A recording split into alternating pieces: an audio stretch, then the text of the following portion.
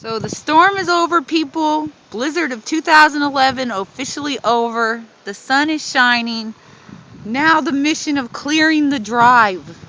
This is all I got done so far. A place to park my husband's car. As you can see, the pile of snow. This is all I got done. The plow has not all the way went through. Still got to do the sides of the roads. So this is all of our snow. It's still blowing, but hopefully it'll quit pretty soon. So I'll have to reshovel.